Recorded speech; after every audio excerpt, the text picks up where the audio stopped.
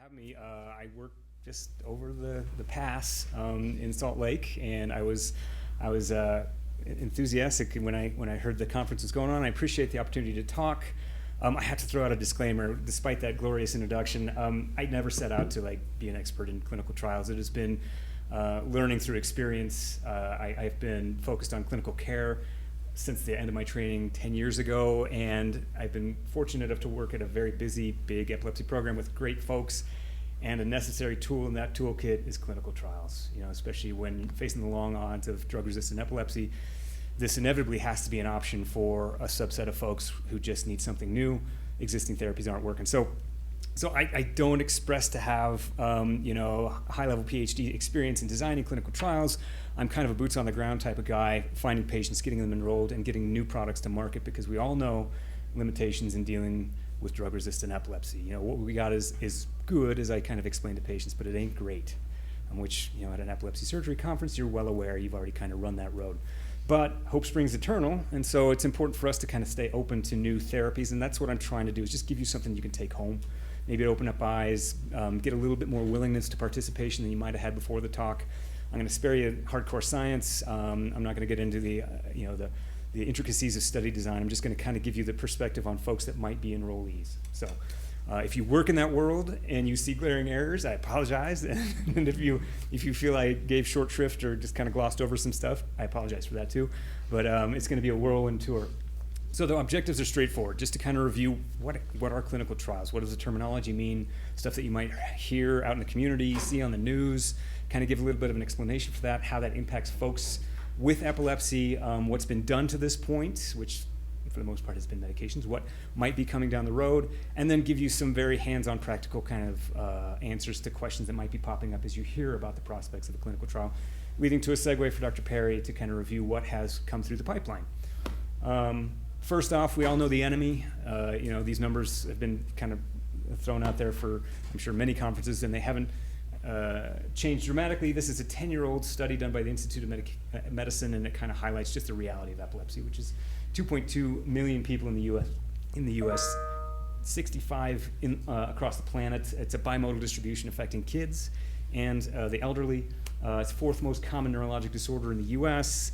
At any given point, you might have 0.5 to 1 individuals out of 100 with the disease. 150,000 cases a year are diagnosed. Your individual risk in this audience is 1 in 26. So it's there, it's real, and it can be very difficult, especially when you consider the harsh reality of medications. Now, medicines, again, are good but not great, but medications are the dominant therapy in epilepsy of all types. Not, before you get to drug resistance, you're drug responsive, right? So the harsh reality is that no matter what we've done over the past 110 years of seizure medications, actually like 150 if you count bromides, we haven't moved the needle significantly in getting a larger percentage of our families to seizure freedom. Old medications, new medications.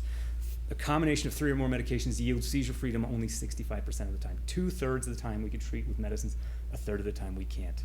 That's new medications, old medications. So that is a very, very harsh glass ceiling that we have to deal with, but hope springs eternal. New mechanisms are kind of explored. New therapies are in the pipeline. So it's important to stay open and hopeful, because we can't just give up, otherwise we hold still. Okay? So drug resistance, again, failure of adequately tried 2 medications for an appropriate dose and duration. That's a standard across the globe, at least those who have access to kind of more advanced medical interventions. So what exactly is a clinical trial? Clinical trials are research studies, and they're performed on people, and they're aimed at evaluating a medical, surgical, or behavioral intervention. They're the primary way that researchers find out if a new treatment, a new drug, diet, medical device is safe and effective in people. Ultimately, clinical trials are the only way to determine if something works or doesn't work in treating a disease, whether it's epilepsy or something else. So it's a vital piece of what we offer.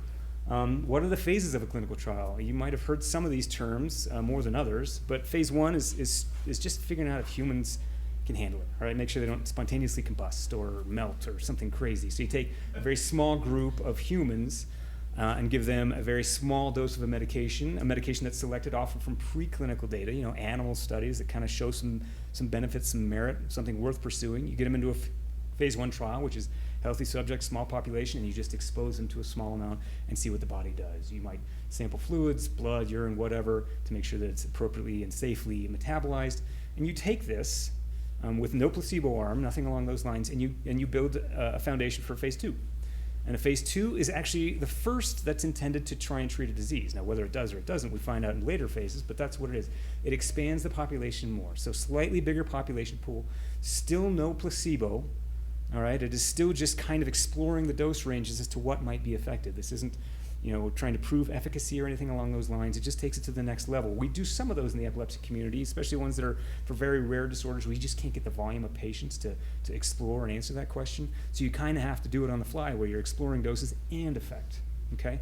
But you take this and you focus it as a platform to phase 3, which many of you might have heard. This is large scale. This is multi-center collaboration. You implement a protocol all across the country. That way you can collect sufficient patients to get powered, or in other words, sufficient numbers to determine if the change that you see is real. Okay? Phase 3 clinical trials are what most of our existing therapies have gone through, almost all of them that I can think of. And it's a large multi-center trial in which you separate enrollees into typically a placebo or standard of care arm, and then a experimental arm where you keep both groups as similar as you possibly can based on seizure type, age, all these different variables, and you just change one thing, okay? And then you follow them forward in a parallel fashion. And from that, you determine if there's an effect, all right? Is it better than what's out there? And so this is the platform for existing therapies, whether it's a medication or a device. Devices go through very similar process, which in epilepsy is very concrete. I mean, it's kind of easy and sometimes overly easy and overly fixated on seizures because we know that epilepsy is more than seizures. I mean, there's developmental impact, attentional impact, sleep, all these things, the baggage of epilepsy, but we focus on the seizures because you can count them. Okay, and drug companies like things that you can count and that you can compare and get their product to market. So phase 3 is the standard.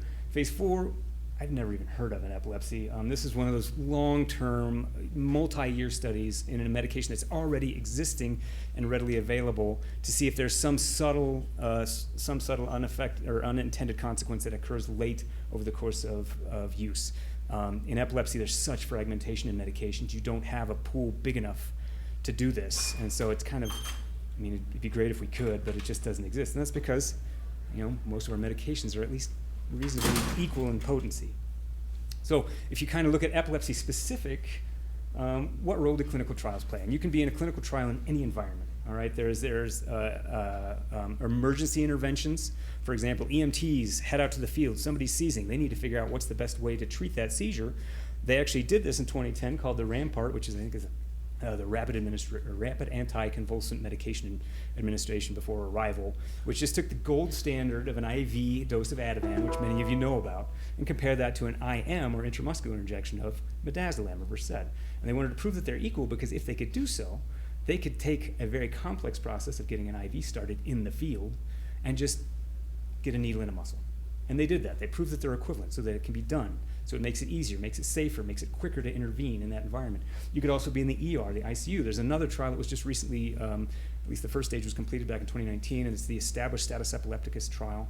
And it takes 3 big hitters that have been used for 30 years in trying to stop prolonged seizures in the emergency room environment.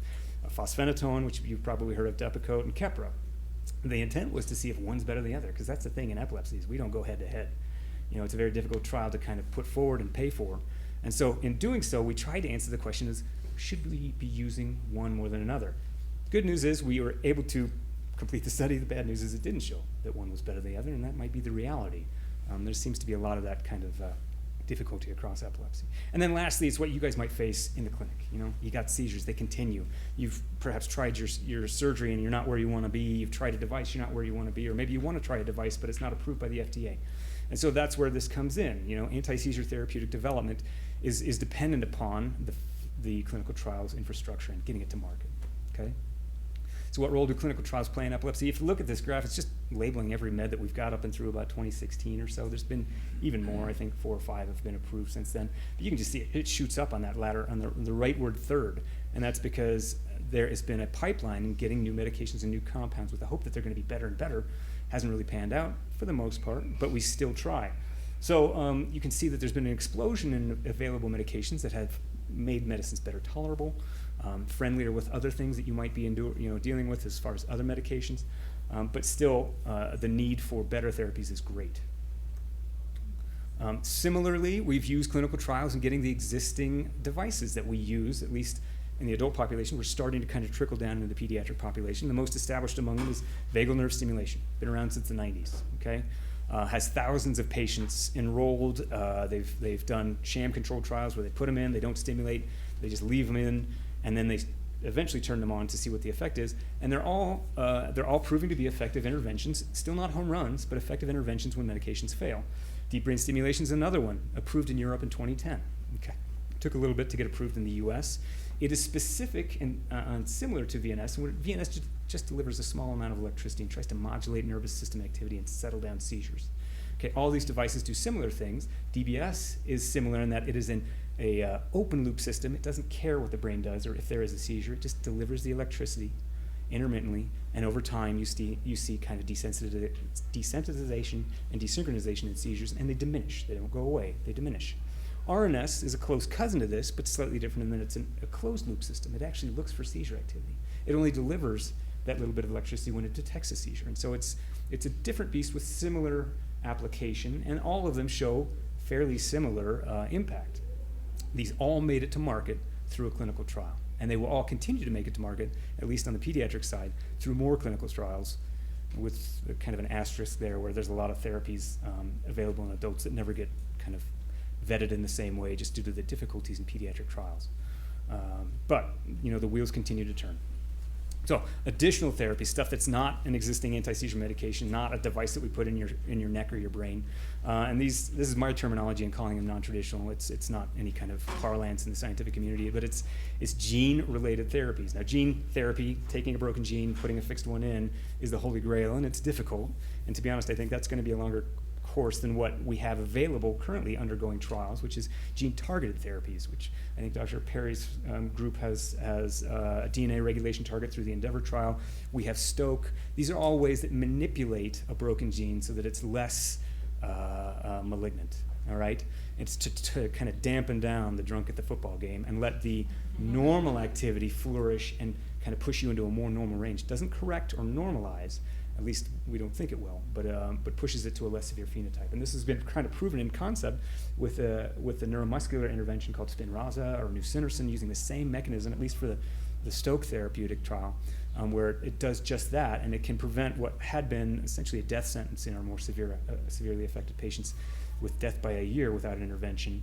I'm hopeful that in epilepsy it'll be similar. There's still a lot of obstacles in getting it early intervention, identifying and making sure that we know what the medication is going to do. But that's what we're trying to figure out. And so we're actively enrolling. There's other places across the country that are actively enrolling for these trials. And this will be likely the next wave in the future of medical interventions, especially as we get a better handle on what role genetics play in epilepsy. So for you guys, in the audience, the next thing is what do I got to do? What does this mean? And it's important to answer the fundamental questions. Who's involved? Ideally, patients for sure. Where does it happen? How do I access it? What do I have to do? Do I have to travel? Where do I have to go?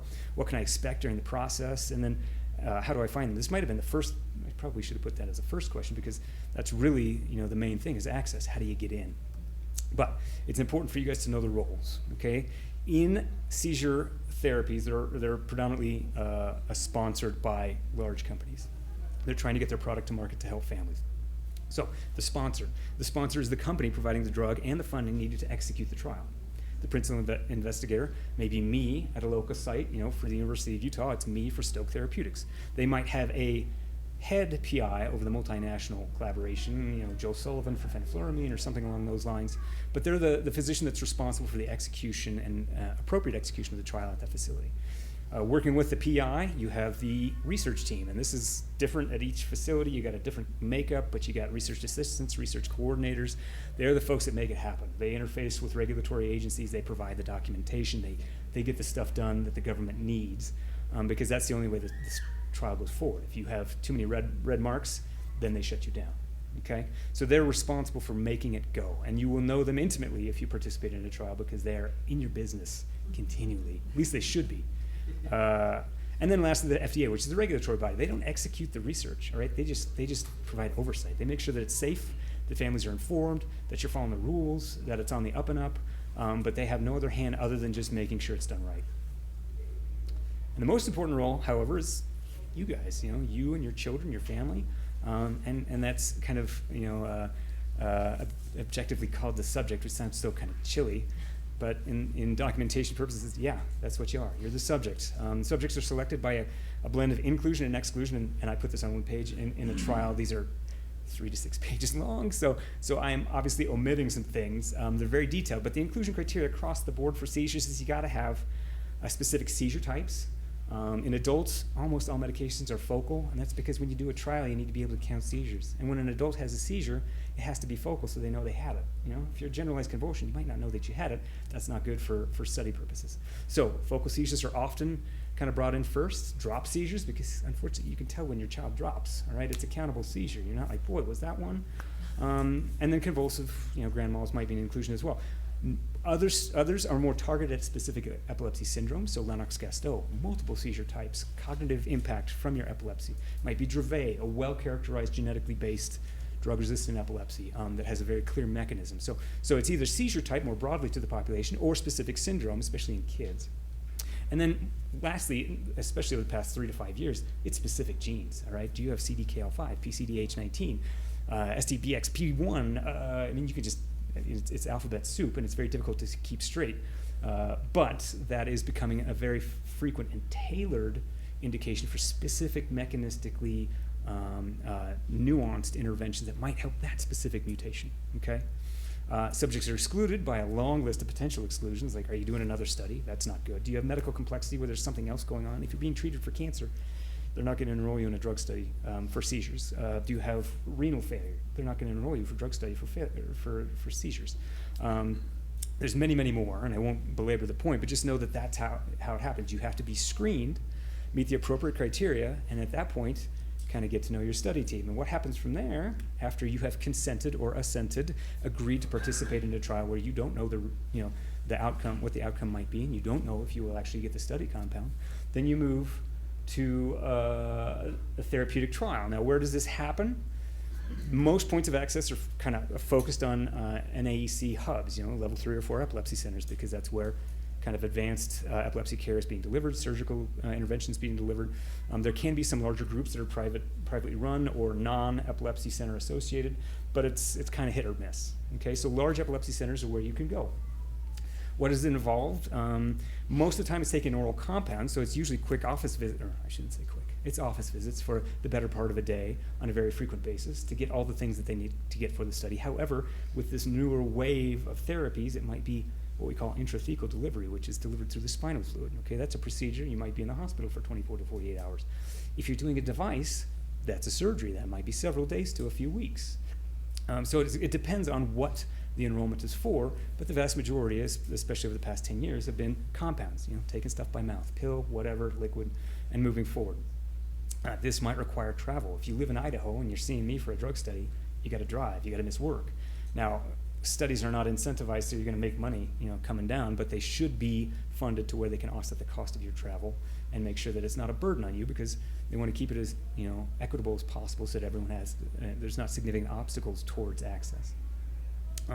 As yet, on a side note, so much of my life now is virtual because we see many of our follow-up patients on a telehealth basis, and as with most studies, it's kind of slow to adopt. I'd like to hope that some of these visits might be kind of reduced with the use of Zoom meetings and such, but we're not there yet. When it comes to regulatory stuff, it's kind of slow to move. So what to expect? This is for one of the newer meds. It's widely available in a study. It's called Xcopri, but you could take that cenobamate or Xcopri and rip that name out, put any medication you want on there, and it's going to follow this approach, all right? A variation of this is what they use for a device implant. It's pretty much pre and post comparison, all right? So anybody that meets the eligibility requirements comes in, and you become screened and you enroll in a baseline period. That's where you got to prove that you have sufficient seizures to actually move forward in the study. If you're seizure-free, you don't move forward. They got to have something to count and compare. So in this, it's 8 weeks. That's usually a standard oral compound baseline period. Sometimes it's shorter. And then you go through a titration phase where you're either introduced to a placebo or to the medication. You, on very specific intervals, go up on those doses. And then you monitor. Okay, you hold steady. You don't make a change. And you watch that for a 3-month period.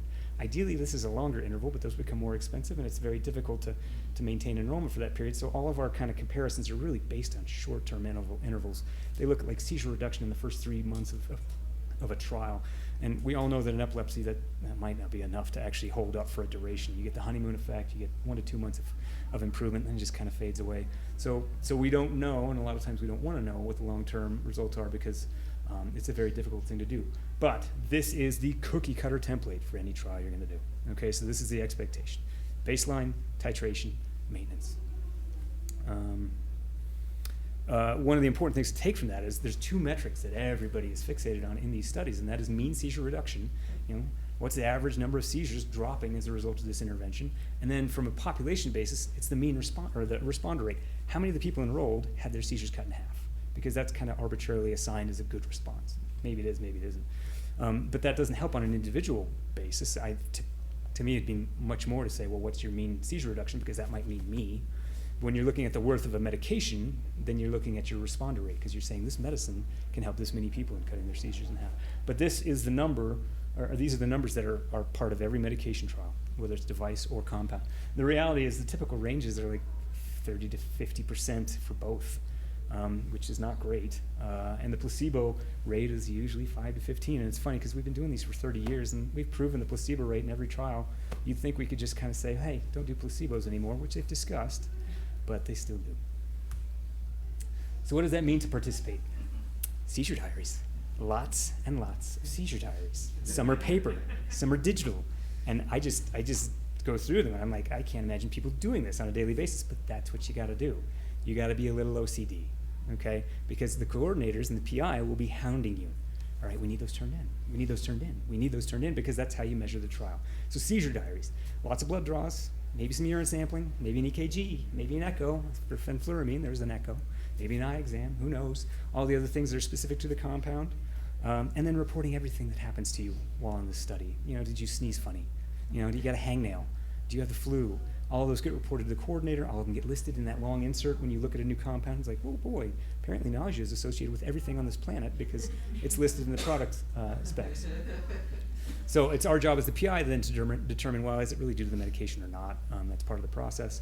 But for you guys, it just means phone calls. Yep, he was in the ER. Okay, yep, broken arm. Yeah, not the compound. It wasn't the compound, but they're in the ER. Access to therapies. Another benefit is you get the access to the therapy if it works. So most of the time when they do these studies and they kind of shut them down because they're done, they will continue providing that compound to you until it's FDA approved and widely available on a commercial basis. Happened a lot with Epidiolex, so that's kind of an upside. And then it's important to emphasize for any of you guys, if you do this, you can stop at any time. You're not like locked in. So how do you get involved? First off, ask your epilepsy specialist, all right? Hopefully everybody here's got, a dedicated epileptologist or group of epileptologists that are kind of taking care of your kids. Ask them. They should know. If they don't, they should be able to find out. Ask others in family support groups like this, or if you have specific genetically based epilepsy, Dravet, Lennox-Gastaut, CDKL5, ask, because those are often the point of contact that drugs companies seek in getting their product into a trial basis, all right? They need to find patients with that, and they might be rare. We might have only 1 or 2 in Utah, 2 or 3 in Idaho. So family groups can be critical. Epilepsy Foundation is a good resource. There's a national network. They might know what's going on in another region. I didn't know that Dallas had the Endeavor trial going until I had a patient with another diagnosis, and I was like, oh, okay, well, that's good to know. So talk to people. And lastly, clinicaltrials.gov. Okay, it's an online resource. It just has them listed. It's kind of clunky. There's a lot of stuff that's not ongoing, not openly enrolling, but it's a good repository to find all these things. So, in summary, we'll give Dr. Perry a few minutes for his stuff, but nearly all the existing therapies we have in the management of drug-resistant epilepsy are the result of a clinical trial, all right? Especially in the adult population. Epilepsy care has progressed. We've got devices, better surgeries, laser ablation, all these things that make the process better. However, without commitment to more and more trials, significant treatment limitations are going to exist. We're going to hold still, and holding still with epilepsy in its current state is not where we want to be. And ultimately, improved outcomes are dependent on well-structured studies, multi-center collaboration, and you guys, patient investment, being open to doing this, because without that, nothing moves forward. So again, please bookmark clinicaltrials.gov as a repository. If you take anything away, just know that it's there. all right? And know that that's where you'd have to go to find out something that might help you or someone else.